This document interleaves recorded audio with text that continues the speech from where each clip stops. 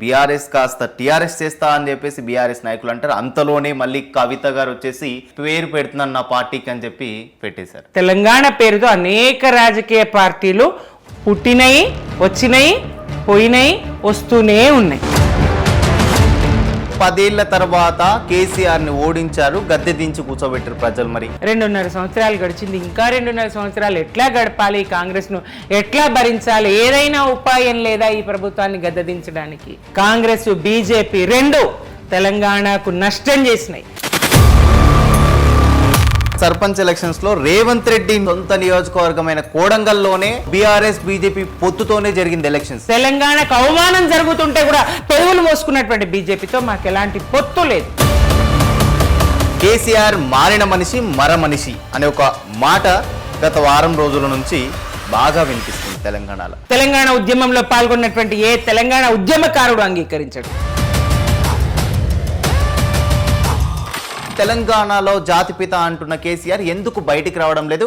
అసెంబ్లీలో వచ్చి ఎందుకు గలం విప్పడం లేదు? బాజాప్తా అనుమతులు తీసుకున్నటువంటి ఇండ్లు, మరి అనేక లోన్లు తీసుకొని కట్టుకున్నటువంటి ఇండ్లు, రకరకాల ఇండ్లు. ఏమంటారు ముఖ్యమంత్రి గారు నోరు తెరిస్తే అదే అసెంబ్లీలో? గుడ్డలు ఇప్పించి ఉరికిచ్చి కొడతా అంటారు మహిళా జర్నలిస్టులను ఉద్దేశించి. ఇంట్లో లొల్లి బయటోని కలిసి అంటారు. తెలంగాణలో వచ్చే ప్రభుత్వం ఏదైతే ఉందో అది బీఆర్ఎస్ వస్తుంది ఖచ్చితంగా. మీకు నమ్మకం ఉందా?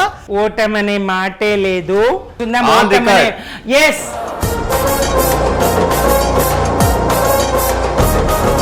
నమస్తే, వెల్కమ్ టు భారతి టీవీ. నేను దేవా.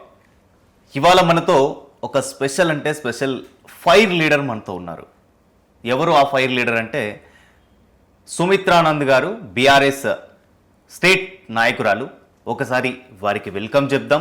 అసలు స్టేట్లో ఏం జరుగుతుంది, 10 ఏళ్ళు ఏం జరిగింది, 10 ఏళ్ళ తర్వాత కూడా అధికారంలోకి కాంగ్రెస్ వచ్చిన తర్వాత ఏం జరుగుతుంది, ఏం చేస్తుంది, ప్రజలకు ఏ విధంగా మేలు జరుగుతుంది లేదా జరగట్లేదా అనే విషయాలపైన కూడా కవిత హాట్ టాపిక్ అయిపోతుంది ఇప్పుడు. ఆమెపై కూడా ఏంటి అనేది మొత్తానికి వాస్తవాలు అవాస్తవాలు తెలుసుకుందాం. అవన్నీ మాట్లాడి క్లియర్ కట్గా మనకు చెప్పడానికి సుమిత్రానంద్ గారు మనతో ఉన్నారు. ఒకసారి మేడంకి వెల్కమ్ చెప్తాం. నమస్తే అమ్మా. నమస్తే. బాగున్నారా? బాగున్నా. మీరు బాగున్నారా? మీరు బాగుంటే మేము బాగున్నట్టే. ప్రజెంట్ మెయిన్గా కనిపించేది ఏంటంటే బీఆర్ఎస్ టీఆర్ఎస్ అనే ఒక అతలాకుతలం అనేది ఎక్కువగా కనిపిస్తుంది. ఎందుకు ఈ అతలాకుతలం అనేది అంటే బీఆర్ఎస్ కాస్త టీఆర్ఎస్ చేస్తా అని చెప్పేసి బీఆర్ఎస్ నాయకులు అంటారు. అంతలోనే మళ్ళీ కవిత గారు వచ్చేసి పేరు పెడుతున్నాను నా పార్టీకి అని చెప్పి పెట్టేశారు. ఎందుకు ఇదంతా? బీఆర్ఎస్ టీఆర్ఎస్ అతలాకుతలం లేదు, సమస్య అంతకన్నా లేదు.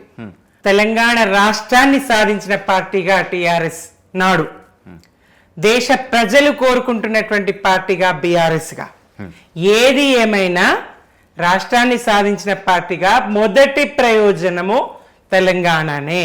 తెలంగాణ రాష్ట్రానికి మొదటి ప్రయోజనకారి బీఆర్ఎస్. బీఆర్ఎస్ కు మొదటి ప్రాధాన్యత తెలంగాణ రాష్ట్రం, తర్వాత ఏదైనా. ఇక్కడ అతలాకుతలం లేదు, సమస్య లేదు.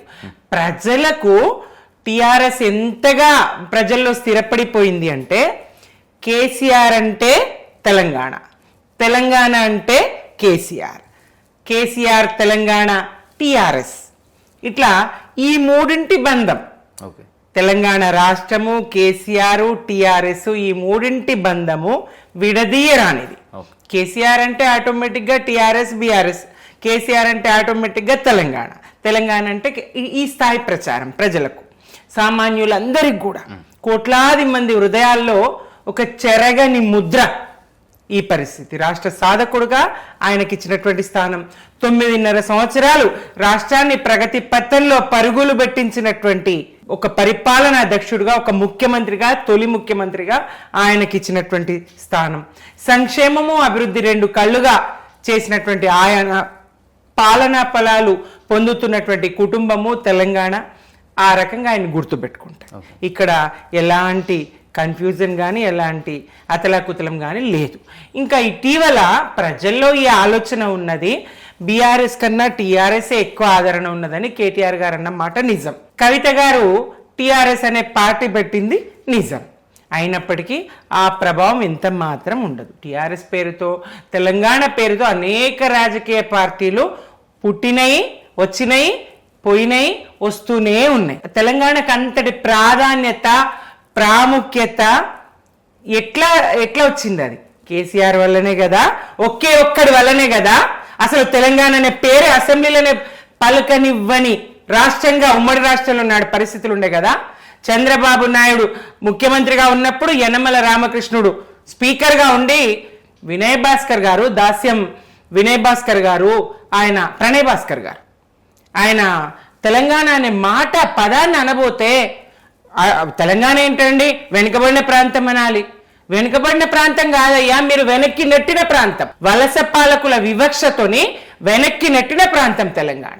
మా గోడు, మా దుఃఖం, మా బాధ, మీ వివక్ష కారణంగా మా వెనుకబాటుతనం, మా ప్రజలు విలపిస్తా ఉన్నారు. మా బతుకులు వలసల బతుకులైనాయి, మా బతుకులు బొంబాయి, దుబాయ్, బొగ్గుబాయిల బతుకులైనాయి.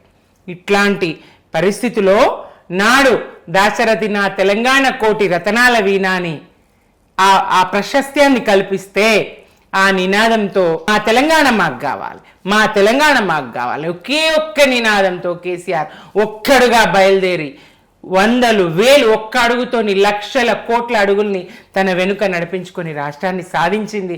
రాష్ట్రం మర్చిపోతుందా? ప్రజలు మర్చిపోతారా? చావు నోట్లో తలబెట్టి ప్రాణాల్ని పనంగా పెట్టడానికి సిద్ధపడి 11 రోజులు పచ్చి గంగను కూడా ముట్టకుండా దీక్ష చేసింది తెలంగాణ ప్రజలు మర్చిపోతారా? రాష్ట్ర సాధకుడు కదా కేసీఆర్ గారు. ఎవరెన్ని పార్టీలు పెట్టినా, ఎవరెన్ని జిమ్మిక్కులేసినా, ఎవరెన్ని కుట్రలు చేసినా తెలంగాణ అంటే కేసీఆర్, కేసీఆర్ అంటే తెలంగాణ. ఇది పేగు బంధం, ఇది ప్రేమ బంధం. దీన్ని ఎవరు చెరపలేరు, తుడిచివేయలేరు. మరి అలాంటప్పుడు మరి తెలంగాణలో చూసుకుంటే మరి ఎందుకు 10 ఏళ్ల తర్వాత కేసీఆర్ ని ఓడించారు, గద్దె దించి కూర్చోబెట్టారు ప్రజలు? మరి ఒకప్పుడు దుఃఖాలమయం, ఎటు చూస్తే ఇల్లిల్లు శోకాలతో తెలంగాణ తెల్లవారుతుందిరా, సేతానమేడుందిరా తెలంగాణ చేలన్ని బిలాయరా, కంపతారు చెట్లు కొట్టి ఎంపుకొని కడుపు నింపుకునే కాలం వచ్చినది, ఎగుసాలు ఏమాయరా తెలంగాణ చేలన్ని బిలాయరా. గోరటెంకన్న విలపిస్తాడు. ప్రజాకవులందరూ తెలంగాణ దుఃఖాన్ని తమ మాటల్లో వ్యక్తపరుస్తారు, తమ పాటల్లో వ్యక్తపరుస్తారు. చూడు తెలంగాణ చుక్క నీరు లేనిదాన, మా గోడు తెలంగాణ బ్రతుకు పాడైన వీణ అని అందిశ్రీ. బ్రతుకు పాడైన వీణ ఈ తెలంగాణ. ఇట్లా ఒక్కరు కాదు, ఇద్దరు గారు, ఈ ప్రాంతంలో ప్రజల మీద సోయి స్పృహ, తెలంగాణ ప్రజల దుఃఖం తెలిసిన కవులందరూ విలపించే పరిస్థితి. అటువంటి తెలంగాణను ఒక అన్నం గిన్నెగా, అక్షయ పాత్రగా 9.5 సంవత్సరాల పాలనతోని తాను సాధించినటువంటి రాష్ట్రాన్ని మా అందరి కోరిక మేరకు, పార్టీ ప్రజల, తెలంగాణ ఉద్యమకారుల ఒత్తిడి మేరకు దళిత ముఖ్యమంత్రి చేస్తానన్న కేసీఆర్ గారు తాను నిర్ణయాన్ని మార్చుకొని తనే ముఖ్యమంత్రిగా ఈ రాష్ట్రాన్ని తీర్చిదిద్దినటువంటి పరిస్థితులు చూసినాం. ఏ స్థాయిలో అంటే 200 ఉన్న పెన్షన్ను 2000 చేసి, కొంతమందికే ఉన్నటువంటి పెన్షన్ను అందరికీ విస్తరింపజేసి, వృత్తి పని వాళ్లకు, నేతన్నలకు, గీతన్నలకు, సమస్త వృత్తులకు, రజకులకు కానీ, ఇంకా నాయ బ్రాహ్మణులకు కానీ రకరకాల వాళ్ళకి ఇచ్చే ఫెసిలిటీస్ వాళ్ళకి ఇస్తూ, పెన్షన్లు, ఆసరా పెన్షన్లు 200 ఉన్న పెన్షన్ 2000 చేస్తూ, ఒంటరి మహిళలను గుర్తించి, అలాగే బీడీ కార్మికులను గుర్తించి, ఈ రకంగా సంక్షేమాన్ని, కళ్యాణ లక్ష్మి ఇచ్చే ఆడబిడ్డను, ఏ సంస్కర్త చేయలేని పని, బాల్య వివాహాల్ని ఏ సంస్కర్త ఆపలేకపోయిండు, ఏ చట్టాలు అడ్డగించలేకపోయినాయి. కానీ కేసీఆర్ గారు కళ్యాణ లక్ష్మి పథకంతో ఆపగలిగారు. ఇట్లా అటు అభివృద్ధి, ఇటు సంక్షేమం 2 కళ్ళులాగా పాలన చేసిండ్రు. నీళ్లు చెరువుల పూడిక తీసిండ్రు, 24 గంటల కరెంటు ఇచ్చిండ్రు, బట్టలు ఆరేసుకోవాలని ఎక్కిరించినటువంటి ఆంధ్ర పాలకుల చెంప చెల్లు మనిపిస్తూ 24 గంటలు వ్యవసాయానికి ఉచిత విద్యుత్ ఇచ్చిండ్రు, 24 గంటలు రెప్పపాటు కరెంటు పోని కరెంటు, పవర్ హాలిడేలు లేని ఫ్యాక్టరీలకు పవర్ హాలిడేలు లేని కరెంటు రాష్ట్రానికి ఇచ్చిండ్రు. అట్లా వెలుగుల్లో రాష్ట్రాన్ని, అలాగే పచ్చదనం పెంపుల్లో రాష్ట్రాన్ని, అలాగే పంటల పెంపుల్లో రాష్ట్రాన్ని, ఒక్కటని కాదు అన్ని రంగాల్లో రాష్ట్రాన్ని ఒక అభివృద్ధి పథాన ఉన్నతంగా నిలబెట్టిన పాలకుడు కేసీఆర్ గారు. అయితే ఈ స్థాయిలో పాలన జరుగుతూ ఉంటే అబద్ధాలనే నమ్ముకున్నటువంటి రేవంత్ రెడ్డి, అబద్ధాలనే నమ్ముకున్నటువంటి కాంగ్రెస్ విపరీతమైన దుష్ప్రచారం చేసింది. పాలనలో కాళేశ్వరం కూలేశ్వరం అయిందని, 1,00,000 కోట్ల అవినీతి జరిగిందని, మరి ఉద్యోగాలు రాలేదని, అశోక్ నగర్కి వెళ్ళి మా ప్రభుత్వం అధికారంలోకి వస్తే సంవత్సరంలోనే 2 లక్షల ఉద్యోగాలు ఇస్తామని నమ్మబలికి ఇట్లా అన్ని వర్గాలను 2,000 ఏం కర్మ 4,000 పెన్షన్ ఇస్తాం మేము, 10 లక్షల దళిత బంధు ఇచ్చారు కేసీఆర్, మేము 12 లక్షలు ఇస్తాం, 10,000 ఏవీ లేవండి. ఇట్లా అన్ని నమ్మబలికి ప్రజలను నమ్మించి కొద్ది శాతం ఓట్లతోని గెలిచి గద్దెనెక్కి హామీలన్నీ 420 హామీలు, 6 గ్యారంటీలు చరవిత చరణం చెప్పి చెప్పి ప్రజల్లో ఇది వినే ఓపిక ఇవ్వలేదు. అన్ని హామీలు ఇచ్చిండ్రు, అన్ని తుంగలో దొక్కిండ్రు. సరే, వాళ్ళ హామీలు నెరవేర్చడం వాళ్ళ వల్ల కాదు, చేత కాదు. కేసీఆర్ గారు ఏదైతే కట్టిన ఇల్లు పెట్టిన పొయ్యి అన్నట్టు వ్యవస్థను తీర్చిదిద్దిండ్రో దాన్నన్నా కొనసాగించలేని దౌర్భాగ్యం ఏంది, ఆ అసమర్థత ఏంది, ఈ విఫల పాలన ఏంది? ఏది రైతు బంధు 10,000 కాదు 12,000 15,000 ఇస్తా అంటివి, ఒక పంటకే ఇస్తాడా ఈ సన్నాసి, నేను 3 పంటలకు ఇవ్వాలి కదా అంటివి. ఏవి 15,000 కాదు 12,000, ఆ 12,000 కూడా దిక్కులేదు కదా. దున్నంగా ఇయ్యాల్సింది దులుపంగా కూడా ఇంతవరకు దిక్కులేదు. ఎకరానికి కోసారట, నేసరా సాలన్న నెలకొక పోగంటారు. అట్లా ఉన్నది పరిస్థితి, ప్రభుత్వం పరిస్థితి. ఎట్లా సాధ్యమవుతుంది? ఎట్లా పంటలు పండిస్తారు రైతులు? కరెంటు కోతలు అయితేనేంది, యూరియా కొరత అయితేనేంది, పండిన పంట కొనకపోవడం అయితేనేంది, కొన్న పంటకు ధర సకాలంలో చెల్లించకపోవడం అయితేనేంది, అన్ని అబద్ధాలే. రైతు బంధు ఇచ్చేసినామంటారు, బోనస్ ఇచ్చినామంటారు, నీరుడు యాసంగి వడ్లు కళ్ళాల్లో ఇప్పుడు మక్కుతా ఉన్నాయి. అకాల వర్షాలు వస్తే రైతన్నల పరిస్థితి ఏంటి? ఇంకా యాసంగి వడ్లకు బోనస్ ఇవ్వలేదు. ఇట్లా అబద్ధాలతో నమ్మించి అబద్ధాల పాలన కాంగ్రెస్ పాలన నడుస్తూ ఉంది. 2 ఏడాది కాలేదు, ప్రజలందరికీ అర్థమైంది. ఇంకా 2.5 సంవత్సరాలు గడిచింది, ఇంకా 2.5 సంవత్సరాలు ఎట్లా గడపాలి, కాంగ్రెస్ను ఎట్లా భరించాలి, ఏదైనా ఉపాయం లేదా ఈ ప్రభుత్వాన్ని గద్దదించడానికి అని ప్రజలు అనుకునే పరిస్థితి వాళ్ళ రాష్ట్రంలో దాపురించి. కాంగ్రెస్ బీజేపీ మధ్య ఈ పోరులో మరి బీఆర్ఎస్ సంబంధం లేకుండా పోయింది అనుకోవచ్చు. అసలు బీజేపీ రాష్ట్రంలో ఎక్కడుంది? ఎక్కడ? రేవంత్ రెడ్డి గారికి రక్షణ కవచంగా ఉంది, రేవంత్ రెడ్డి గారికి పట్టిన గొడుగులాగా ఉంది. రేవంత్ రెడ్డి కాపాడడానికి రేవంత్ రెడ్డి అడుగులకు మడుగులొత్తుతూ ఉంది. బీజేపీ రాష్ట్రంలో ఉంది. 8 మంది ఎమ్మెల్యేలను గెలిపిస్తే, 8 మంది ఎంపీలను గెలిపిస్తే రేవంత్ రెడ్డి సర్కారును కాపాడడానికి కాంగ్రెస్ కంటే ఎక్కువ బాధ్యతతో పనిచేస్తూ ఉంది బీజేపీ. ప్రజల పక్షం కాదు బీజేపీ ఇక్కడ. తెలంగాణ ప్రజల పక్షం ఒక్కనాటికి కాదు. నాడు కాకినాడ తీర్మానం మొదలుకొని నేటి వరకు తెలంగాణ ప్రజల పక్షం కానటువంటి పార్టీ బీజేపీ. కాకినాడ తీర్మానం ఏంటి? 1 ఓటు 2 రాష్ట్రాలు, దాన్ని తుంగలో దొక్కింది. అప్పుడే గనక ఛత్తీస్గఢ్తో పాటు ఆ రాష్ట్రాలతో పాటు ఇచ్చి ఉంటే ఈ 1300-1400 విద్యార్థుల యువకుల తెలంగాణ బిడ్డల బలిదానాలు జరగకుండే కదా. దోషి కదా బీజేపీ. సరే, కాంగ్రెస్ ఇచ్చింది. 2009 డిసెంబర్ 9 కేసీఆర్ గారి దీక్షతో దిగి వచ్చినటువంటి కాంగ్రెస్ మరి అప్పుడే యూటర్న్ తీసుకోకుండా, ప్రకటనను వెనుకకు తీసుకోకుండా ఉంటే ఈ బలిదానాలు జరగకుండే కదా. కాంగ్రెస్ బీజేపీ 2 తెలంగాణకు నష్టం చేసినాయి. తెలంగాణ ప్రజల, తెలంగాణ విద్యార్థుల, తెలంగాణ యువత యొక్క రక్తాలను బలిగొన్నాయి, వాళ్ళ ప్రాణాలను బలిగొన్నాయి, రక్తాలను రుచి చూసినాయి. ఇది కదా 2 జాతీయ పార్టీలు. 14లో రాష్ట్రం ప్రకటించింది సోనియా గాంధీ, ఇచ్చింది కాంగ్రెస్ ప్రభుత్వం. అప్పుడన్నా ఆ తర్వాత అధికారంలోకి వచ్చినటువంటి బీజేపీ ఒక్కసారన్నా తెలంగాణ ప్రజల ఆకాంక్షను, తెలంగాణ ప్రజల దుఃఖాన్ని, తెలంగాణ ప్రజల అస్తిత్వ దాన్ని గుర్తించిన పాపాన పోయిందా? ఏం మాట్లాడుతుంది బీజేపీ? ఏం మాట్లాడతాడు మోదీ? రక్తం మరగదా తెలంగాణ బిడ్డలది? నిజంగా తెలంగాణ సోయి స్పృహ ఎవరికైతే ఉంటుందో తప్పకుండా బీజేపీ మాటల్ని ఖండించి తీరుతారు. బీజేపీ తెలంగాణ పట్ల ఉన్నటువంటి వ్యతిరేక ధోరణిని అర్థం చేసుకుంటారు. చీకట్లో ఇచ్చిండ్రు, తలుపులు మూసి ఇచ్చిండ్రు, తల్లిని చంపి బిడ్డను బతికిచ్చిండ్రు. ఇది కదా మోదీ గారి మాటలు, ఇవి కదా మోదీ గారి మాటలు.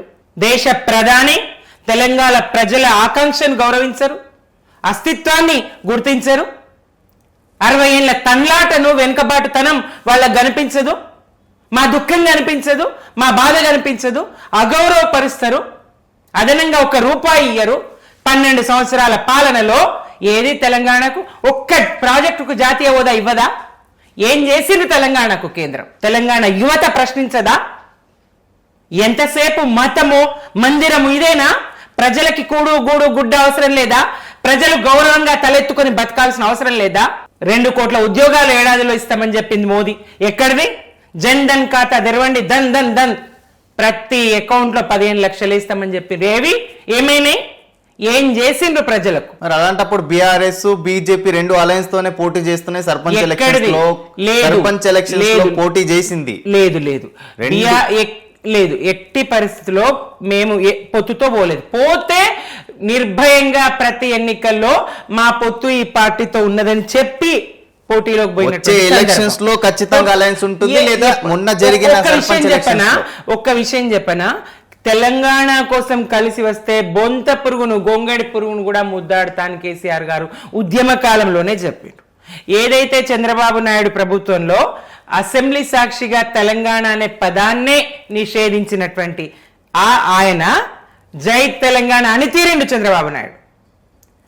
పొత్తు కోసం అడిగిండు చంద్రబాబు నాయుడు. తెలంగాణ అనకూడదు, నిషేధం అన్న అతనే జై తెలంగాణ అనక తప్పని పరిస్థితి తీసుకొచ్చి కేసీఆర్ గారు పొత్తు పెట్టుకున్నారు. ఓపెన్గా బహిరంగంగా చెప్పిండ్రు.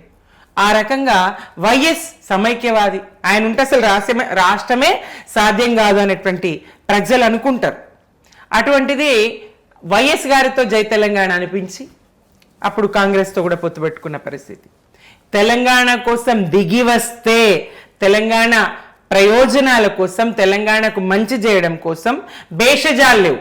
తప్పకుండా నిర్మోహమాటంగా నిర్భయంగా పబ్లిక్లో చెప్పి మరి రహస్య మంతనాలు, రహస్య ఒప్పందాలు, రహస్యమైన పొత్తులు మాకేం ఉండవు. అలాంటిది మొన్న సర్పంచ్ ఎలక్షన్స్ లో రేవంత్ రెడ్డి నియోజకవర్గం సొంత నియోజకవర్గమైన కోడంగల్లోనే పొత్తుతో బీఆర్ఎస్ బీజేపీ పొత్తుతోనే జరిగింది ఎలక్షన్స్. స్థానిక దానికి నేను కూడా అంగీకరించను. స్థానిక నాయకత్వాలను బట్టి, అక్కడ ఉన్నటువంటి వాళ్ళని బట్టి, ఎవరైతే వాళ్ళకున్న మంచి పేరు ఇతరత్ర కారణాలు, ఈ స్థానిక సంస్థల ఎన్నికలు అంటే పార్టీ బేస్డ్ ఎన్నికలు కావు. వ్యక్తులను బట్టి ఆ వ్యక్తిని ఎన్నుకోవాలి, ఒకరం తప్పుకుందాం. అట్లాంటిది ఏమైనా జరిగితే జరగవచ్చు. దానికి కూడా నేను పూర్తి సమాచారం నా దగ్గర లేదు. నేను ఏకీభవించని పొత్తు అంటే అది పొత్తు కాదు. ఆ వ్యక్తులను బట్టి అక్కడ నిర్ణయం జరిగి ఉంటుంది అంతే తప్ప అది పొత్తు అయితే కాదు. ఇప్పటి వరకు బీజేపీతో, తెలంగాణ వ్యతిరేకి అయినటువంటి బీజేపీతో, తెలంగాణకు ద్రోహం చేస్తున్నటువంటి బీజేపీతో, తెలంగాణకు అవమానం జరుగుతుంటే కూడా పెదవులు మోసుకున్నటువంటి బీజేపీతో మాకు ఎలాంటి పొత్తు లేదు. మరి మల్లారెడ్డి వినండి, పార్లమెంట్ సాక్షిగా కర్ణాటక ఎంపీ తేజస్వి సూర్య వ్యాఖ్యలకు ఈ 8 మంది ఒక్కరన్నా పెదవి విప్పినరా? 8 మంది కాంగ్రెస్ ఎంపీలు ఉంటారు, 8 మంది బీజేపీ ఎంపీలు ఉంటారు, ఒక్కరు కూడా ఆ వ్యాఖ్యల్ని ఖండించరు. తేజస్వి సూర్య తెలంగాణకు వ్యతిరేకంగా మాట్లాడుతుంటే పాక్ విభజన కన్నా దారుణంగా రాష్ట్ర విభజన జరిగిందంటే ఏమైంది? వీళ్ళను పెదవులు ఏమైనాయి? ఎట్లా మేము పొత్తు పెట్టుకుంటారు? మేము ఒక్క ఎంపీ పార్లమెంట్లో, లోక్సభలో బీజేపీ ఎంపీ, ఆ బీజేపీ ఎంపీని ఎదిరించడానికి, ఆ బీజేపీ ఎంపీ నోరు మోయించడానికి బీఆర్ఎస్ ఒక్క ఎంపీ ఉన్నా పరిస్థితులు వేరుంటుండే. అదే రాజ్యసభలో సురేష్ రెడ్డి గారు, మా రాజ్యసభ సభ్యులు గౌరవ సురేష్ రెడ్డి గారు ఉన్నారు. ఆయన ప్రతి సందర్భంలో తెలంగాణకు వ్యతిరేకంగా ఎవరు మాట్లాడినా ఖండించిన నిర్ద్వందంగా వాళ్ళతో వెనక్కి తిరిగి ఆలోచింపజేసే విధంగా ఆయన మాట్లాడగలిగినారు, తన వాదనలు వినిపించగలిగినారు, ఎదిరించగలిగినారు. ఇది అక్కడ లోటు స్పష్టంగా తెలుస్తూ ఉన్నది. బీఆర్ఎస్ ఏం చేస్తుంది కేంద్రంలో పోయి అంటే, బీఆర్ఎస్ కేంద్రంలో లేకపోతే, బీఆర్ఎస్ పార్లమెంట్లో లేకపోతే ఏం జరుగుతున్నది? ఈ 8 మంది ఆ 8 మంది ఎందుకు పనికొస్తుండ్రు? వాళ్ళకి అట్లా బూడిద తేవడానికి కూడా పనికిరాని పరిస్థితి చూస్తూ ఉన్నాం కదా. అంటే మరి మొన్న చూసుకుంటే, ఒక వారం ముందు చూసుకుంటే, మరి మల్లారెడ్డి కోడలు బీజేపీ ఆఫీస్లో ఇట్లా వెలిగింది. ఎందుకు? వ్యక్తులుగా ఏం చేస్తున్నారు, వ్యక్తులు ఎటుపోతున్నారు అనేది పార్టీకి సంబంధం లేదండి. మల్లారెడ్డి కోడలేం బీఆర్ఎస్ లీడర్ కాదు, ఆమె ఎటు పోయింది, ఎక్కడికి వచ్చింది, ఎక్కడ కలిసింది అనేది మాకు సంబంధం లేని అంశం. ఆమెకు వ్యక్తిగతమైన పనులు ఏమున్నాయో ఆమె ఏంటో మాకు సంబంధం. చర్చలు ఆమె ఒక ప్రజాప్రతినిధి కాదు, పార్టీకి సంబంధించినటువంటి నాయకురాలు కాదు. కాబట్టి ఆమె గురించి ఇక్కడ చర్చించడం అప్రస్తుతం, అనవసరమనే నేను అనుకుంటున్నాను. రైట్. కేసీఆర్ మారిన మనిషి మర మనిషి అనే ఒక మాట గత వారం రోజుల నుంచి బాగా వినిపిస్తుంది తెలంగాణలో. మరి దానికి ఇది మీరేమంటారు? తెలంగాణలో అంటే నేను ఒప్పుకోనండి. తెలంగాణలో అంటే నేను అంగీకరించాను. నేనే కాదు, ఏ తెలంగాణ బిడ్డ అంగీకరించడు, ఏ తెలంగాణ వాది అంగీకరించాడు, తెలంగాణ ఉద్యమంలో పాల్గొన్నటువంటి ఏ తెలంగాణ ఉద్యమకారుడు అంగీకరించాడు. తెలంగాణ పట్ల సోయి స్పృహ ఉన్నటువంటి ఎవరు అంగీకరించినటువంటి మాట. మరి తెలంగాణ జాతిపిత అంటున్న ఆయన కూతురే, స్వయాన కూతురే మరి ఈ మాట పలికింది కదా. ప్రజలు అనుకుంటున్న మాట తెలంగాణ జాతిపిత, తెలంగాణ యావత్ అనుకుంటున్నటువంటి మాట తెలంగాణ జాతిపిత, ఉద్యమకారులు అనుకుంటున్నటువంటి మాట తెలంగాణ జాతిపిత.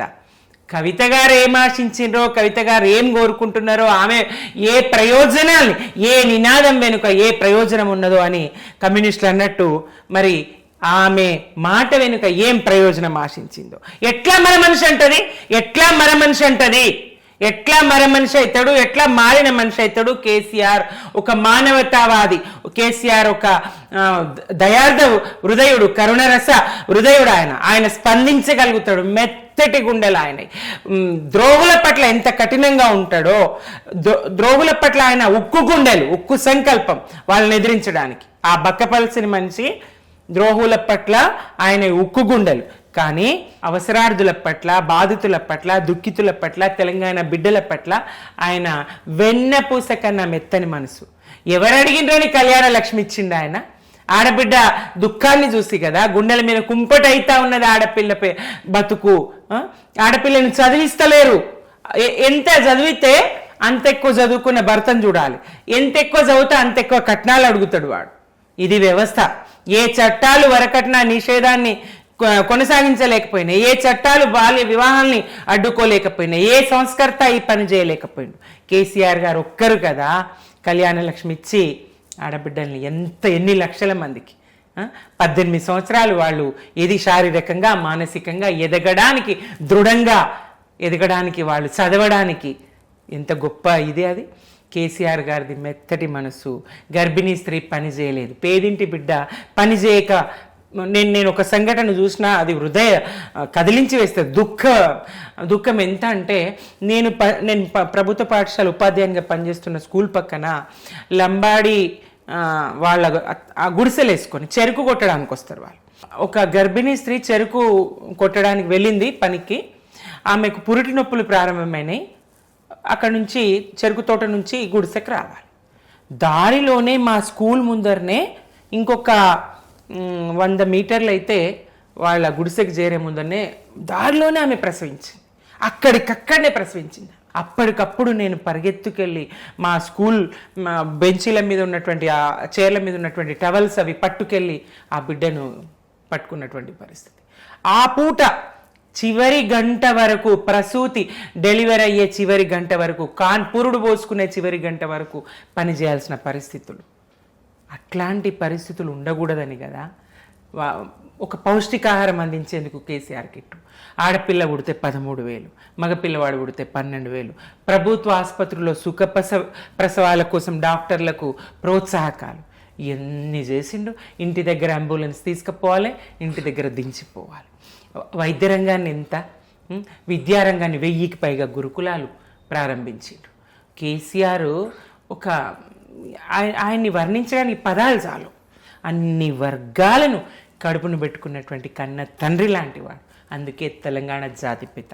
చివరిగా ప్రజలు ఎప్పుడైతే 2 సంవత్సరాలు గడిచిపోయిందో అప్పుడు అనుకున్నారు ఏం నష్టపోతున్నామో, అప్పుడు గుర్తించిండ్రు కేసీఆర్ బాపు ఎక్కడ, తెలంగాణ జాతిపిత ఎక్కడ.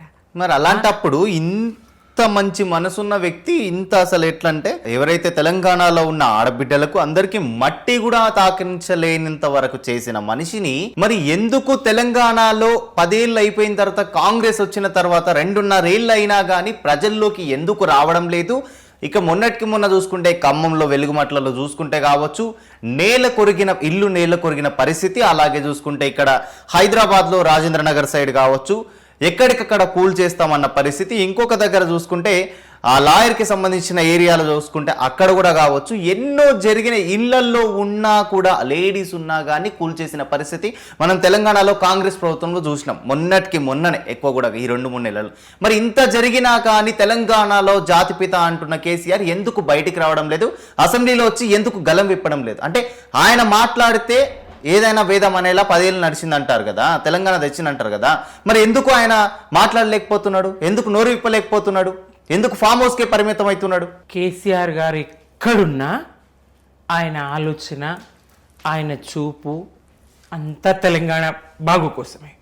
ఏదైతే ఈ ప్రజా నిర్ణయం జరిగిందో కొంత సమయం ఇచ్చి చూద్దాం, ఏమైనా చేయగలుగుతారేమో, చేయనిద్దామని కొంతకాలం. ఆ తర్వాత పార్టీ శ్రేణులుగా, పార్టీ వర్కింగ్ ప్రెసిడెంట్కి కానీ, ముఖ్య నేతలకు కానీ, మా అందరికి కానీ దిశానిర్దేశం చేసి ప్రజల పక్షాన మేము ఎలా ఉండాలి, ఎలా పోరాడాలి, మాకు నిర్దేశం చేసినటువంటి పరిస్థితులు. ఆ క్రమంలోనే మేం పోరాడుతూ ప్రతి సందర్భంలో ప్రజలకు ఎక్కడైతే హాని తలపెడతా ఉన్నారో, ఎక్కడైతే ఈ కాంగ్రెస్ ప్రభుత్వం భూమిని భుక్తం చేయాలి, తినేసేయాలి, ఆంబుక్కబెట్టాలని చూస్తూ ఉన్నదో, ఎస్సీయూ భూముల విషయంలో కానీ, హిల్టు భూముల విషయంలో కానీ, హైడ్రా విషయంలో కానీ, పేదల ఇండ్లు కూలుస్తున్నటువంటి విషయంలో కానీ బీఆర్ఎస్ లేకుండా ఎక్కడా లేదు. అడ్డగించినం ప్రతి చోట. ఇక మూర్ఖపు ప్రభుత్వం అందామా, మొండి ప్రభుత్వం అందామా, కోర్టులు చట్టాలు లెక్క చేయనటువంటి ప్రభుత్వం అందామా, కోర్టుల మీద న్యాయ వ్యవస్థ మీద నమ్మకం లేని ప్రభుత్వం అందామా, శని ఆదివారాల్లో వెళ్ళను, ఇండ్లు కూల్చను, విధ్వంసం చేయను, అది కూడా పేదల ఇండ్లే. ఏదైతే బఫర్ జోన్లో ఉన్నాయి, ఏదైతే ఉన్నటువంటి ప్రముఖుల ఇండ్లు, మంత్రుల ఇండ్లు, వాళ్ళ ఇండ్లు అట్లాగే ఉంటాయి. పొంగులేటి శ్రీనివాసరెడ్డి గారి ఇల్లు అట్లానే ఉంటుంది, పట్నం మహేందర్ రెడ్డి గారి ఇల్లు అట్లానే ఉంటుంది, మరి అనుముల తిరుపతి రెడ్డి గారి ఇల్లు అట్లనే ఉంటుంది, ఓవైసీ గారి కాలేజ్ అట్లనే ఉంటుంది. ఎవరైతే పేదలో, ఎవరైతే బడుగులో, మరి 2004లో, 2002లో, 96లో వాళ్ళ అనుమతులు తీసుకున్నటువంటి ఇండ్లు, బాజాప్తా అనుమతులు తీసుకున్నటువంటి ఇండ్లు, మరి అనేక లోన్లు తీసుకొని కట్టుకున్నటువంటి ఇండ్లు, రకరకాల ఇండ్లు నేలమట్టం చేస్తుంది. దానికి ఏది బఫరో ఏది ఇదో ఒక లెక్కాపత్రం లేకుండా మూసికి, నదులకు బఫర్ ఎక్కడ ఉంటుంది, మూసి పరివాహక ప్రాంతంలో కూడా విధ్వంసం చేస్తున్న తీరు చూస్తున్నాం. మేము పాదయాత్రలు చేసినాం, మేము పోరాడినాం, మేము ప్రశ్నిస్తున్నాం. కేసీఆర్ గారి ఆదేశాల మేరకే మేము చేస్తూ ఉన్నాము. ఇంకొకటి, అసెంబ్లీకి ఎందుకు రాలేదనే ప్రశ్నకు మీరు ఈ 2.5 సంవత్సరాల్లో అసెంబ్లీలలో, తెలంగాణ అసెంబ్లీలో ఈ రేవంత్ సర్కారు, కాంగ్రెస్ సర్కారు నిర్వహిస్తున్నటువంటి అసెంబ్లీలో ఒక్క ప్రజలకు ఉపయోగపడే చర్చ జరిగిందో చెప్పగలరా? మరి అదే ప్రజలకు ఉపయోగపడే ఒక్క చర్చ జరగదు. మీద నుంచి స్పీకర్ గారు ఏం చెప్తారు, మీరు సీఎంను విమర్శిస్తానంటే మీకు మైక్ ఇవ్వను అంటాడు. మాకు మైక్ ఇవ్వరు, మమ్మల్ని చూపించరు, ప్రజా సమస్యలు లేవనెత్తనియరు, పనికి మాలిన చర్చ చేస్తారు, అసంబద్ధమైన చర్చ చేస్తారు, అనవసరమైన చర్చ చేస్తారు. నిరుడా మయుడా ఈ కేసీఆర్ గుట్టలకిచ్చిండు, కొండలకిచ్చిండు, దాని మీద విధి విధానాలు ఖరారు చేయాలి, రైతు భరోసా దేనికి ఇవ్వాలనో చర్చ జరగాలి. ఇవాళ అసెంబ్లీలో రైతు భరోసాకు సంబంధించిన చర్చ చేద్దామని ఎజెండాలో అంశం. తీరా అక్కడ ఏం చర్చ జరిగింది? ఆ సినీ హీరో ఏమన్నా ఇదా దేవుడా అద్దా ఇదా, అరగంటకు పైగా అల్లు అరవింద్ చర్చ చేస్తారు. అవసరమా అది తెలంగాణకు? సినిమానే ప్రజలకు తిండి పెడుతుందా? ప్రజలకు తిండి పెట్టే, అన్నదాతలకు అవసరమైన అక్కెరకొచ్చే రైతు భరోసా మీద కదా చర్చ చేయాలి.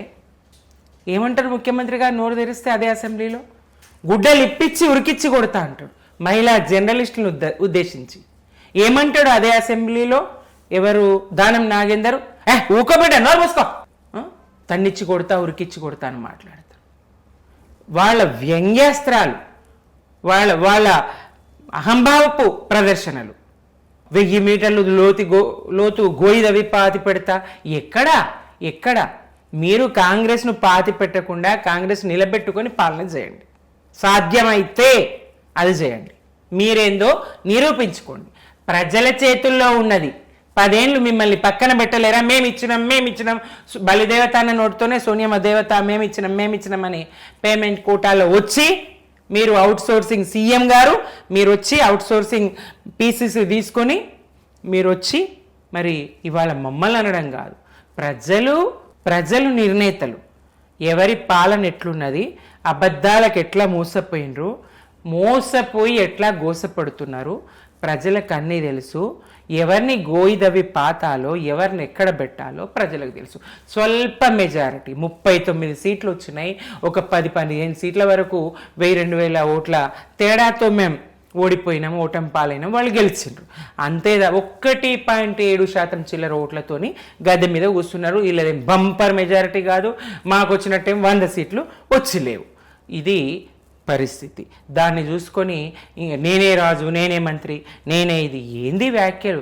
ప్రజాస్వామ్యంలో రాజులు ప్రజలు, ప్రజాస్వామ్యంలో రాజులు, ప్రజాస్వామ్యంలో పాలకులు ప్రజలదే అంతిమ తీర్పు. ప్రజల మీదనే భారం వేయాలి. పని చేసి ప్రజల్లో మీరేంటో నిరూపించుకోవాలి. పని చేత కాదు, విఫల పాలన, అసమర్థ పాలన, అన్ని వర్గాలను మోసగించిన పాలన, అందరినీ రాచి రంపాన పెడుతున్నటువంటి పాలన, ప్రజలందరూ గోడుమంటున్నటువంటి పాలన, గోసపడుతున్నటువంటి పాలన. మీ పాలనకు చరమగీతం పాడే రోజు త్వరలోనే ఉంది. మరి 10 ఏళ్లలో బీఆర్ఎస్కి సంబంధించిన ఎమ్మెల్యేలు ఎవరైతే ఉన్నారో వాళ్ళు ఖచ్చితంగా వాళ్ళ ద్వారానే 10 ఏళ్ల తర్వాత గద్దె దిగారు కేసీఆర్. ఆ ఎమ్మెల్యేల తప్పిదం వల్లనే ఇదంతా జరిగింది అనేది వాస్తవమా? కొద్ది మందిని మార్చాల్సిందనే చర్చ జరిగింది.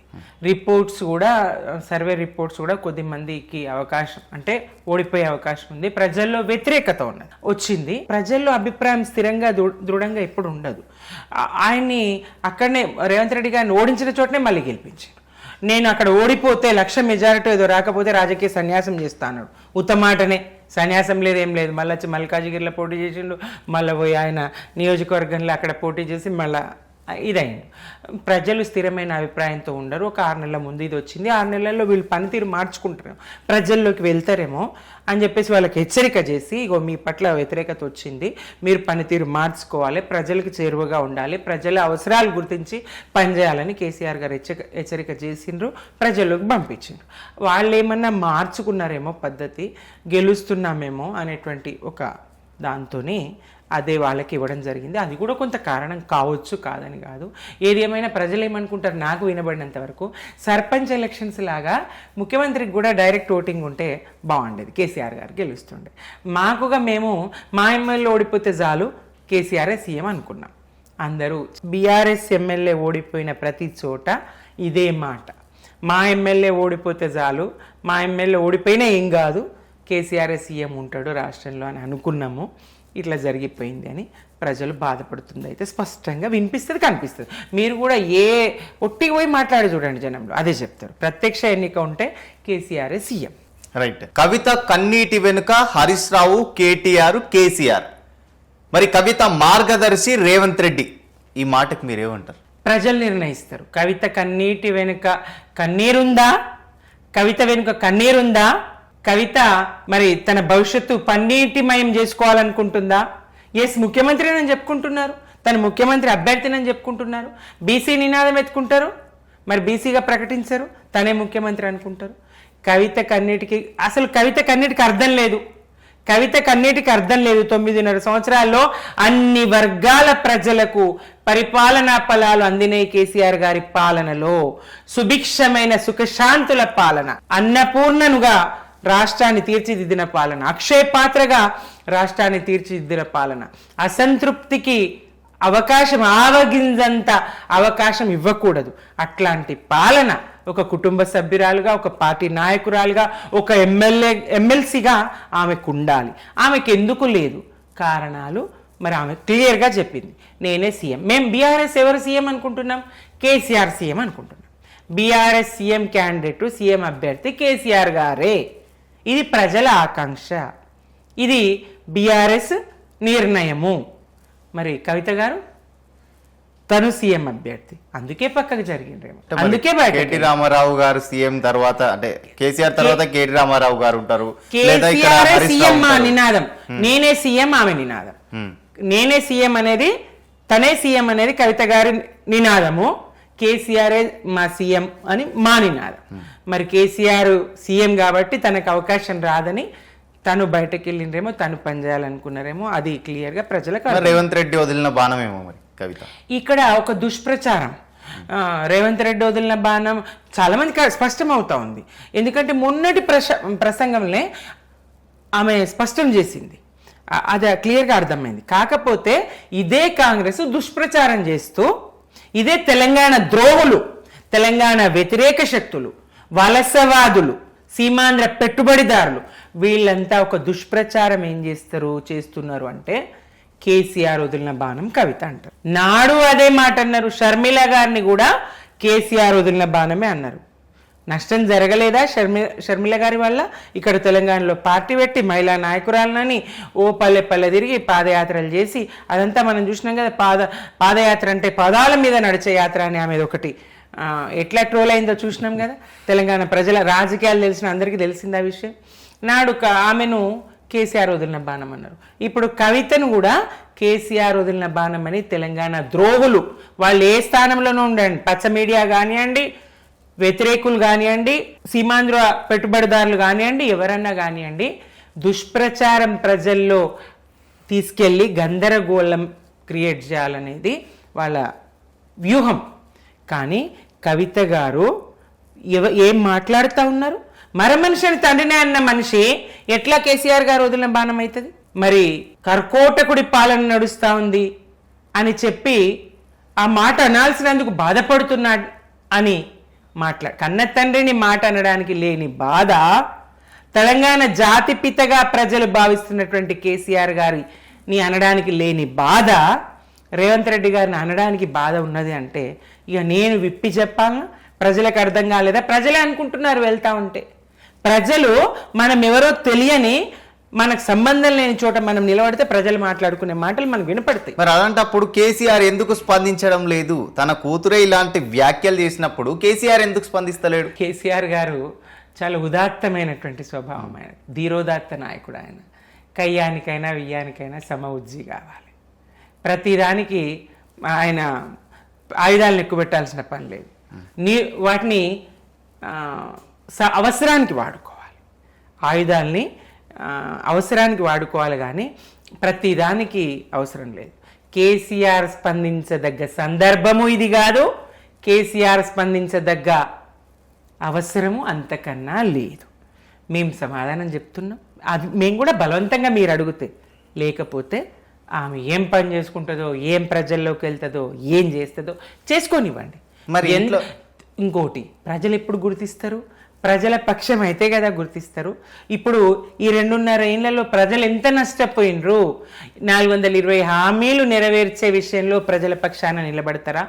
మహాలక్ష్మి పథకంలో 2,500 18 సంవత్సరాల నిండిన ప్రతి మహిళకి ఇస్తానన్నటువంటి మాట ఆడి తప్పిన కాంగ్రెస్ను నిలదీయడానికి, ఆ మాట ఏదైతే ఇచ్చిండ్రో దాన్ని అమలు చేయడానికి, మహాలక్ష్మి పథకాన్ని అమలు చేయడానికి అటు ఆ మహిళల పక్షాన పోరాడతారా? మీరు ప్రజల పక్షాన ఎంతమంది అయినా పోరాడచ్చు. ఎంతమంది చేస్తే కేసీఆర్ వెనుక మనం అందరం నడిస్తేనే కదా రాష్ట్రం సాధ్యమైంది. మరి ఈ ప్రభుత్వం మెడలు వంచడానికి, ప్రభుత్వంతో మీరు పోరాటం చేస్తే ప్రజలు మీతో కలిసి వస్తారు, ప్రజలకు మేలు జరుగుతుంది. బీఆర్ఎస్గా మేం కోరుకునేది ఏంటి? ఎవరు పోరాడినా, ఎవరు ప్రజాక్షేత్రంలోకి వచ్చినా, ఎవరు పార్టీలు పెట్టినా అంతిమంగా ప్రజలకు మేలు జరగాలి. పదవులకు కోసం పెదవులు మూసుకునే కోదండరాం లాంటి వారి వల్ల తెలంగాణకి ఎమ్మెల్సీ, ఆయనకు పార్టీ ఉన్నది, ఆయన జేఏసీ నాయకుడు, ఆయన ఒక పార్టీ పెట్టుకున్నాడు, ఆయనకు ఒక పార్టీ ఉన్నది. ఆ పార్టీ ఏం చేసింది? తెలంగాణ ప్రజల పక్షాన ఏం పోరాడింది? ఏం అడ్రస్సే లేదు. ఎంతసేపు కేసీఆర్ గారిని నిందించడానికి, దుమ్మెత్తిపోయడానికి తప్ప ఇంకేమీ పనిచేయలేదు. ఈ 2.5 సంవత్సరాలతో ఈ ప్రభుత్వంతో ఈ పని మేము చేయించినాం, ప్రశ్నించినాం, పోరాడినాం అని చెప్పదగ్గ పని ఒక్కటి కోదండరాం గారు చేసిండ్రా? ఆయనకు ఎమ్మెల్సీ ఇచ్చారు, సరిపోయి అంతే. అట్లా ఇట్లాంటి వాళ్ళని ప్రజలు స్వాగతించారు. వార్డు మెంబర్గా కూడా గెలిపించుకోలేకపోతారు కోదండరాం గారు. ఈ కారణంగా ఒక వార్డు మెంబర్ను కూడా గెలిపించుకోలేకపోతారు. కవిత గారి పరిస్థితి కూడా అట్లనే అవుతుంది కదా. ప్రజల పక్షమై ఉండి పోరాడితే ప్రజలు గుర్తిస్తారు. ఇంకోటి, ఎంతమంది పోరాడితే ప్రజలకు అంత మేలు జరిగితే మేము సంతోషిస్తాం. ఎందుకంటే తెలంగాణ ప్రజల ప్రయోజనాలే మాకు ముఖ్యం. బీఆర్ఎస్కు ముఖ్యం. రాష్ట్రాన్ని సాధించిన పార్టీగా, ప్రగతి పథంలో నిలబెట్టినటువంటి పార్టీగా తెలంగాణ ప్రయోజనాలు మాకు ముఖ్యం. ఈ రేవంత్ సర్కార్ను ప్రశ్నించే ఎన్ని గొంతులు ఉంటే అన్ని గొంతులు మంచిది, ఎన్ని పార్టీలు ఉంటే అన్ని పార్టీలు మంచిదని మేము భావించేవాళ్ళం. ఆ పార్టీలకు, ప్రశ్నించే పార్టీలకు, ప్రజల పక్షాన నిలిచే పార్టీలకు ప్రజలు గుర్తిస్తారనేది సత్యం. మరి ఇప్పుడు నేను చెప్పే మాట మీకు అర్థమవుతుందో లేదో నాకు తెలియట్లేదు, కానీ ఇంట్లో లొల్లి బయట కలిసి అంటారు. మరి అదే కదా జరుగుతున్నది ఇప్పుడు. ఇది అలుసుగా తీసుకుని వాళ్ళు ఏమైనా వరనియండి, ప్రజలు ఎడ్డిగుడ్డి ప్రజలు కాదు. అంటే మీకు మైనస్ అవుతుంది కదా. ఎడ్డిగుడ్డి ప్రజలు కాదు, తెలంగాణ ప్రజలు ఒక సోయికొచ్చిండ్రు. 60 ఏండ్ల వెనుకబాటుతనానికి కారణం ఎవరు? 69లో తెలంగాణ విద్యార్థులను 400 మందిని కాల్చి చంపిన కాంగ్రెస్, మలిదశ పోరాటంలో 1400-1300 మంది విద్యార్థుల బలిదానాలకు కారణమైనటువంటి కాంగ్రెస్, తెలంగాణ ప్రయోజనాలు బట్టని కాకినాడ తీర్మానాన్ని కాకులకు గద్దలకేసినటువంటి బీజేపీ, ఇవన్నీ ప్రజలు చూస్తారు. వాళ్ళు చెప్పే మాటలు నమ్ముతారా? ఏది నిజం, ఏది వాస్తవం, ఏది అవాస్తవం ప్రజలన్నీ అర్థం చేసుకుంటారు. ఆ సోయి, ఆ విచక్షణ ప్రజలకున్నది. ఇప్పుడు గుడ్డిగా అందరూ ఆ ట్రాప్లో పడతారని నేను అనుకుని, ఏదైతే ఇప్పుడు తెలంగాణ ద్రోహులు, తెలంగాణ వ్యతిరేకులు చాలామంది ఉన్నారు. కేసీఆర్ గారంటే పడని గిట్టని వ్యతిరేక వర్గము ఈ ప్రయత్నం చేస్తుంది. చేసినా వాళ్ళ ఆశలు ఎందిరవు. వాళ్ళు తప్పకుండా కేసీఆర్ గారి పాలననే తెలంగాణకు రక్షణ కవచము, తెలంగాణకు మేలు చేసేది, ప్రజలకు మేలు చేసేది. దేశంలోనే అత్యున్నత స్థానంలో, నెంబర్ 1 స్థానంలో రాష్ట్రాన్ని నిలబెట్టినటువంటి కేసీఆర్ గారి పాలన ఏంటో ప్రజలకు తెలుసు.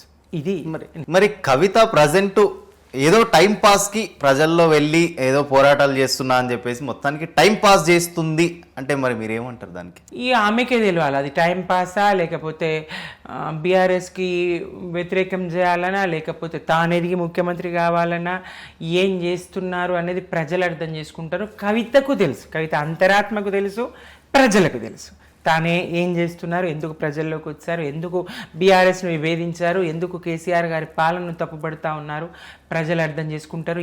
ఒక్కటి మాత్రం చెప్పగలనండి, వాడు శత్రువైనా సరే కేసీఆర్ గారిని ప్రశంసిస్తే, కేసీఆర్ గారిని ఆయన గురించి మాట్లాడితే, నిజాలు మాట్లాడితే, ప్రశంసలు పక్కన పెట్టినా కేసీఆర్ గారి గురించి, ఆయన రాష్ట్రానికి చేసినటువంటి మంచిని గురించి, ఆయన రాష్ట్రాన్ని సాధించిన తీరును గురించి మాట్లాడితే ప్రజలు వాళ్ళను స్వాగతిస్తూ ఉన్నారు.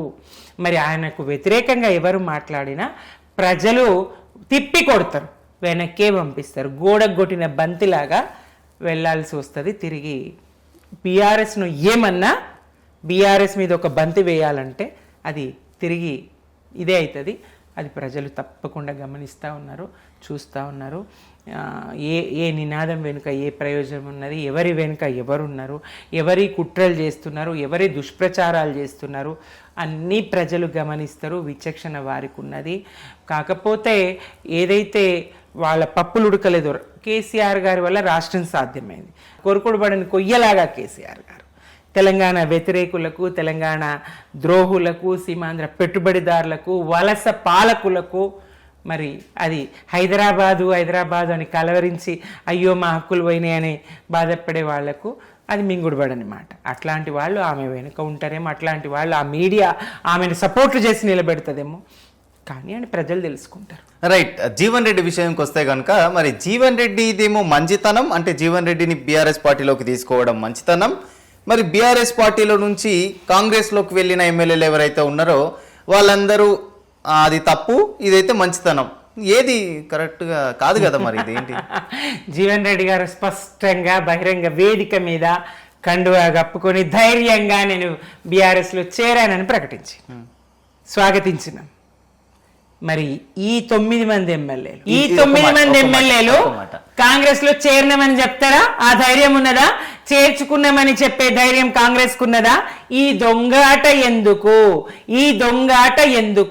నిర్భయంగా వెళ్ళండి, కాంగ్రెస్ లో చేరినామని ప్రకటించండి, మేము కాంగ్రెస్ సభ్యులమని చెప్పండి. చేతనైతే, మీ పాలన మీద నమ్మకం ఉంటే, మీది ప్రజారంజక పాలన అయితే, మీది ప్రజా పాలననే అయితే రాజీనామా చేసి ఎన్నికల పోండి కదా. అంత పిరికితనం ఎందుకు, అంత దొంగాట ఎందుకు, ఆయన్నే పెళ్లి చేసుకున్నా కానీ ఈయనతో కలిసి ఉంటానే ఈ చిల్లర మాటలు ఎందుకు, ఈ చిల్లర సహజీవనం కాంగ్రెస్తో చేస్తావు, పెళ్లి బీఆర్ఎస్తో చేసుకుంటావా? ఇదెక్కడి న్యాయం, ఇదెక్కడి న్యాయం? ధైర్యంగా ఇక్కడ ఇరుపుగాయలమి, ఇక్కడ తెగదెంపులు చేసుకో, ఆడపెళ్లి చేసుకో. ఇది కదా సమాజం స్వాగతిస్తుంది, ఇది కదా తెలంగాణ స్వాగతిస్తుంది. ఈ బంధాన్ని ఎవరు హర్షిస్తారు? ఈ బంధాన్ని ఈ 9 మంది ఎమ్మెల్యేలు కాంగ్రెస్తో పెట్టుకున్నటువంటి అనైతిక బంధం ఎవరు అంగీకరిస్తారు? ఎట్లా మేము ఎట్లా ఇది చేస్తాం? ప్రజలు కదా నిర్ణయం తీసుకోవాల్సింది, తీసుకుంటారు. కడియం శ్రీహరి ఇంతలా దిగజారిపోవడానికి ఎందుకు కారణం ఎందుకంటారు? మరి కేసీఆర్ గారికి కడియం శ్రీహరి గారికి వాళ్ళకున్న బంధం అది చెప్పలేండి. మరి కేసీఆర్ గారికి ఒక లోటు ఉండేదండి. ఉద్యమ కాలంలో దళిత ముఖ్యమంత్రిని చేస్తా అని కేసీఆర్ గారు పదే పదే ప్రకటించారు. ఆ సందర్భంలో మాలాంటి ఉద్యమకారులము, మాలాంటి తెలంగాణ వాదులము, నేను ప్రత్యక్షంగా చాలాసార్లు అన్నా, దళిత ముఖ్యమంత్రిని చెయ్యమని ఎవరన్నా మిమ్మల్ని అడిగినరా, ఒత్తిడి పెట్టినరా? మీరు ఎందుకు ఆ మాట చెప్తా ఉన్నారు? మీరైతేనే మీరు సాధించుకున్న ఇంతలా పోరాడి 69లో 400 మంది విద్యార్థులు, ఇప్పుడు 13-1400 మంది తెలంగాణ యువత, తెలంగాణ బిడ్డల బలిదానము, రక్త తర్పణ జరిగింది. నెత్తురు చుక్క నేల రాలకుండా తెలంగాణ రాష్ట్రాన్ని సాధించాలని నా ప్రాణాలైనా పనంగా పెడతా అనేటువంటి మీరు ప్రయత్నం చేసిండ్రు. ఈ స్థాయి ప్రయత్నం జరిగిన తర్వాత తెలంగాణ యావత్తు క్షుణ్ణంగా అధ్యయనం చేసిన మీరు, ప్రతి నీటి చుక్క లెక్కలు తెలిసిన మీరు, వాటిని ఎట్లా వినియోగించాలో తెలిసిన మీరు, ప్రతి సాగు విస్తీర్ణమైనటువంటి ప్రతి గుంట భూమి లెక్కలు తెలిసినటువంటి మీరు, వాగు పుట్టువళ్ళు తెలిసిన మీరు, నదుల నడకలు తెలిసిన మీరు కదా ముఖ్యమంత్రి కావాలని మేమంతా ఒత్తిడి చేసేది, మేమంతా అడిగేది. ఆయన ఒక్కటే చెప్పేది తెలుసా? ఎంత గొప్ప సంకల్పం, ఎంత గొప్ప నిర్ణయం నిజంగా అంటే, పెరియార్ రామస్వామి చరిత్ర చదువు సుమిత్ర, నువ్వు తెలుస్తుంది. రాష్ట్రాన్ని సాధించిన కన్నా గొప్ప పేరు నాకేముంటుంది? మహనీయులు మహాత్ములు వాళ్ళందరూ పదవులు కోరుకోరు, నాకు కూడా పదవి వద్దని నిర్ద్వందంగా ఖండించి చెప్పిన ఆయన మా అందరూ ఒత్తిడి మేరకు, పార్టీ ఒత్తిడి మేరకు, తెలంగాణ వాదుల ఒత్తిడి మేరకు ముఖ్యమంత్రి స్థానంలో కూర్చున్నారు. కానీ ఆయనకు ఒక మూలన నేను మాట ఇచ్చినా అనేటువంటిది ఉండేది. ఆ మాట ప్రకారం కనీసం దళిత ముఖ్యమంత్రిని చేద్దాం, ముఖ్యమంత్రిని చేయలేకపోయినాం, ఉప ముఖ్యమంత్రినైనా చేద్దాం, దళిత ఉప ముఖ్యమంత్రిని చేద్దామని కడియం శ్రీహరి గారిని తీసుకొచ్చి తన తర్వాతి స్థానం ఇస్తే చూసిండ్రా ఆయన ఎంత బేమాన్.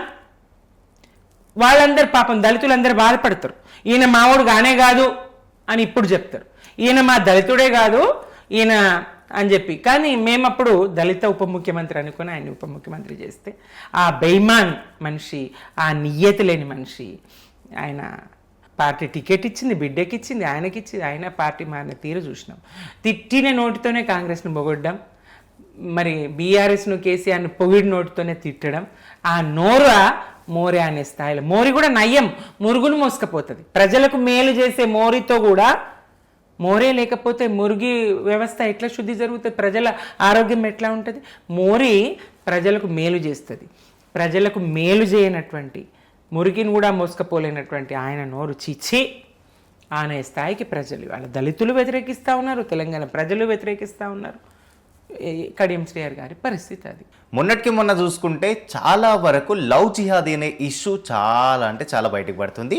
దాంట్లో చూసుకుంటే హిందూ అమ్మాయిలే, తెలంగాణ అమ్మాయిలే, కుకట్పల్లిలో కావచ్చు, పంజాగుట్టలో కావచ్చు, మొన్నటికి మొన్న చూసుకుంటే బల్కంపేటలో కావచ్చు, చాలా అంటే చాలా ఇష్యూస్ బయటికి వస్తున్నాయి. లవ్ జిహాద్ అంటే ఒక అమ్మాయిని ట్రాప్ చేసి హిందువులు ఇంకా దిగజారిపోవాలనే విధంగా చేస్తున్న పరిస్థితి మనం చూస్తూనే ఉన్నాం.